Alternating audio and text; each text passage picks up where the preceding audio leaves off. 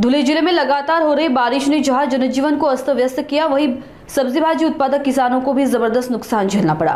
तेज बारिश के चलते टमाटर, गिलकी, दोड़का, बैंगन और हरी सब्जियों की फसलें बर्बाद हो गई। इसके कारण बाजार में आवक घट गई है और दाम आसमान छू रहे हैं। 3 दिन पहले 150 रुपए में मिलने वाला टमाटर अब 400 रुपए प्रति क्रेट तक पहुंच चुका है। आने वाले दिनों में आम आदमी की रसोई पर इसका सीधा असर पड़ेगा। गेल्या 2-3 दिवसापासून संपूर्ण महाराष्ट्रामध्ये प्रचंड पावसाचा जोर वाढल्यामुळे या ठिकाणी शेतकऱ्याचा मालाचं उत्पादन अत्यंत कमी झालेलं आहे। बिघ्याला ज्या शेतकऱ्याचे 60-70 कॅरेट निघत होते ते अचानक कमी होऊन आता फक्त 15-20 कॅरेटांवरच त्याचा माल या ठिकाणी येतोय बिघ्याला।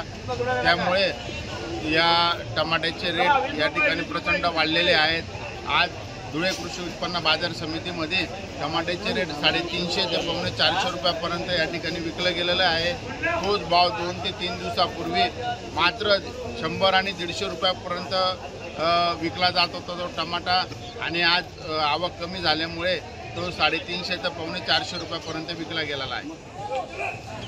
तसेच इतर भाजीपालाही या ठिकाणी त्याचे भाव वाढलेले आहे। पावसामुळे जे गिलकं या ठिकाणी 25-30 रुपये जात होतं ते 50-55 रुपये किलो जातं आहे। कोथिंबीरचा भाव वाढलेला आहे।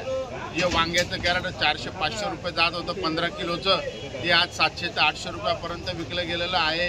दुधी 10-15 रुपये किलो होती, ती आज 20-25 रुपये किलो विकली गेलेली आहे। सर्वच मालाचे भाव आज या ठिकाणी भाव वाढलेले आहे। मार्केटमध्ये मालच कमी आलेला आहे। पावसामुळे शेतकऱ्यांचा मालच या ठिकाणी पोचलेला नसल्यामुळे असं या पद्धतीने माल विकला गेलेला आहे।